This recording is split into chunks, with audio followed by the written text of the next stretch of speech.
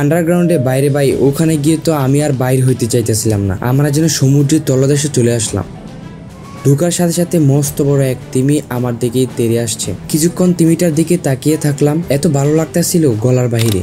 আমি এখন জাহাজের সামনে একটা জায়গায় এসে দাঁড়ালাম, একদম রিয়েল লাইফের অনুভূতি। সমুদ্র যেন আমাকে ডাকছে। এই মিউজিয়ামে আসতে কোনো স্পেশাল পারমিশন লাগে না, শুধু গুগল ম্যাপ আর টাকা থাকলে যুদ্ধে যেতে যাবে। এটা শুধু ইতিহাস জানার জায়গা না, এটা শেখার জায়গা। পরিবার নিয়ে বাচ্চাদের নিয়ে আসলে তারা বুঝবে আমাদের দেশের প্রকৃত ইতিহাস। বাংলাদেশ মিলিটারি মিউজিয়ামে এসে বুঝলাম স্বাধীনতার প্রতিটি বিন্দু রক্তে লেখা। সময় পেলে অবশ্যই চলে আসুন, ইতিহাসগুলো একবার হলেও চোখের সামনে থেকে অনুভব করে যান।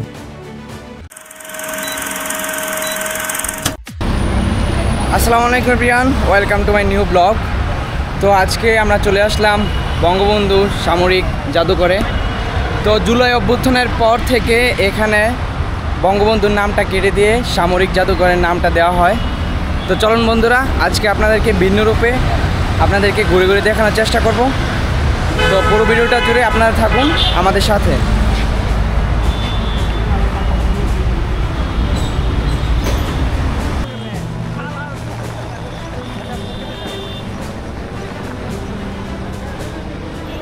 মিউজিয়ামে ঢোকার আগেই আর্মিরা আমাদের ক্যামেরা নিতে নিষেধ করে। পরে কি করার, ক্যামেরা রেখে আমরা ভিতরে ঢুকলাম। ঢোকার সাথে সাথেই বড় একটা কামান আমার দিকে তাক করে আছে, মনে হইতেছে খেলনার। পরে দেখি এটা আসলে সত্যি। যুদ্ধ বিমান মানে গতি, শক্তি আর ভয়। এক মুহূর্তে শত্রুকে নামিয়ে আনতে পারত। এখন হয়তো মিউজিয়ামে শান্তভাবে রাখা, কিন্তু একসময় এগুলো ছিল আকাশের রাজা। আমরা চারপাশটা ঘুরে দেখতেছি, ছবি তুলতেছি। ভিতরে ছবি তোলা যায় কিন্তু কোনো ধরনের ক্যামেরা নেওয়া যায় না, আমরা মোবাইল দিয়ে ভিডিও করতেছি। আজ আমরা যেগুলো দেখছি এগুলো আসলে সেই দিনগুলোর স্মৃতি, যেগুলো আমাদের দেশের সাহসিকতার কথা মনে করে দেয়। একদিকে যুদ্ধ বিমান, অন্যদিকে বড় বড় রাইফেল, আবার একটু পরেই চোখে পড়ছে ট্যাঙ্ক আর কামান। এক একটা জায়গা এক একটা চমক। আমরা একে একে সবকিছু দেখছি আর মনে হচ্ছে সত্যি 150 টাকার টিকিট একদম উসুল। 1971-এর যুদ্ধ নিয়েও এখানে লেখা আছে। এমনি এমনি আমাদের দেশ স্বাধীন হয় নাই। এই যে সামনের দেয়ালগুলো দেখতেছেন, কোনো সাধারণ দেয়াল না, এরা ইতিহাস ধরে রেখেছে। মুক্তিযুদ্ধের ছবি, সাহসী বীরদের অস্ত্র, যুদ্ধক্ষেত্রের নিদর্শন, সবকিছু এমনভাবে সাজানো যে মনে হবে আপনি অতীতের ভিতর দিয়েই হাঁটছেন। এখানে দাঁড়িয়ে একটা জিনিস বুঝলাম, স্বাধীনতা কখনো বিনামূল্যে আসেনি। প্রত্যেকটি জীবন, প্রত্যেকটি ত্যাগ আমাদের আজকে বাংলাদেশ গড়ে তুলেছে। আমরা ঘুরতে ঘুরতে একটা বড় একটা জাহাজের সামনে চলে আসলাম। এটা কাঠের তৈরি।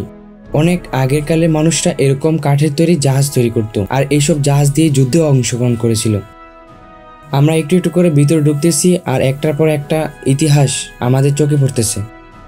দোতলায় ওঠার আগেই চোখে পড়লো আর্মিরা ঝুলে আছে। আমি প্রথমে দেখে একদম চমকে গেছি, পরে দেখি এইগুলা আর্টিফিশিয়াল, দেখতে একদম রিয়েল। দেখে ভালোই মজা পাইছি। দোতলায় উঠে দেখি আমার দিকে এক আর্মি বস্তার চিপা দিয়ে বন্দুক তাক করে আছে, পরে আবার গুলি চালায় দেয় নাকি ভয়ে আছি। দোতলায় আর্মিদের সকল যাবতীয় রাখা আছে। আর্মিদের পোশাক, অস্ত্র, কিভাবে যুদ্ধে মোকাবেলা করে সেগুলো আর্টিফিশিয়াল মানুষ দিয়ে বানিয়ে রাখা হয়েছে। যুদ্ধের ইতিহাস সবকিছু একসাথে। এখানে প্রতিটি ইউনিফর্ম শুধু কাপড় না, প্রতিটি পদক শুধু মেটাল না, এগুলো তাদের সাহস, আত্মত্যাগ আর ভালোবাসার প্রতীক। আমরা আবার ওপরে উঠতেছি। ওপরতলায় সব বিমান বাহিনীর জিনিসপত্র রাখা আছে। বড় বড় বিমান ঝুলে আছে, এগুলো দিয়ে যুদ্ধ করে।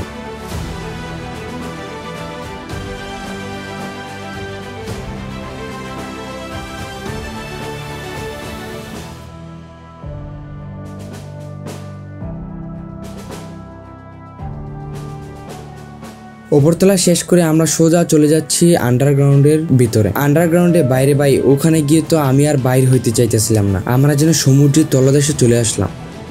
ঢোকার সাথে সাথে মস্ত বড় এক তিমি আমার দিকেই তেড়ে আসছে। কিছুক্ষণ তিমিটার দিকে তাকিয়ে থাকলাম, এত ভালো লাগতেছিল গলার বাহিরে। আপনি গেলে তো আর বের হইতেই চাইবেন না, কারণ যত গভীরে যাবেন ততই রহস্য। সমুদ্র পাড়ে আসছি, রহস্যের ভরপুর। এমনকি সাগরের তলদেশের সবকিছু রিয়েল লাইফে উপভোগ করতে পারবেন, যেমনটা আমরা করতেছি।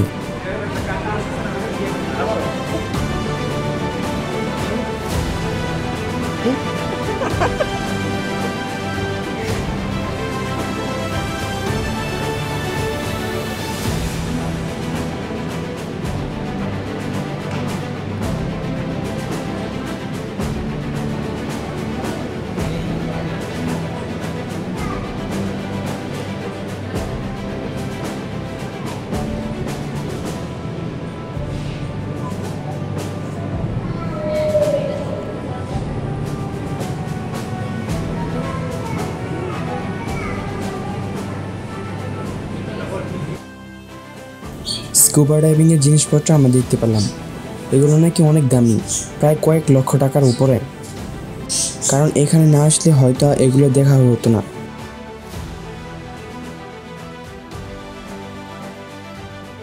আপনারা আসলে অবশ্যই এই জায়গাটা আসবেন, এখানে দেখার মতো অনেক কিছু আছে। আমরা ঘুরে ঘুরে চারপাশটা দেখতেছি, মনে হইতেছে জাহাজের ভিতরেই আছি। জাহাজের ক্যাপ্টেনদের সাথে ছবি তুললাম। পুরো একটা জাহাজের ভিতর যেন একটা মনোরম পরিবেশ।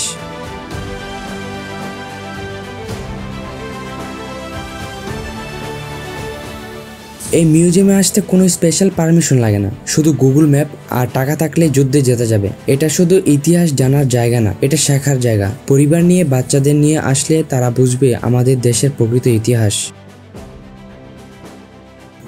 আসলে প্রথমে ভাবছি এটার ভিতর কি এমন আছে, ভিতরে আপনি ঘুরে শেষ করতে পারবেন না। আন্ডারগ্রাউন্ডের নিচে দ্বিতীয় তলা, আবার উপরে দ্বিতীয় তলা, মানে আমরা পুরোটা ঘুরতে ঘুরতে প্রায় 2.5 ঘন্টা সময় লাগছে। তাও অনেক কিছু দেখার বাকি ছিল এখনো। এখানে শুধু ঘোরার জায়গা না, এখানে শুধু ঘোরার জন্য মানুষ আসে না, এখানে প্রিয় মানুষদের সাথে একটু সময় কাটানোর জন্য আসে। আমি এখন জাহাজের সামনে একটা জায়গায় এসে দাঁড়ালাম, একদম রিয়েল লাইফের অনুভূতি। সমুদ্র যেন আমাকে ডাকছে। আবার একটু পর যুদ্ধ শুরু হয়ে গেল, কি দারুণ দেখতে। এখানে দাঁড়িয়ে আরো কিছু সময়টা উপভোগ করলাম।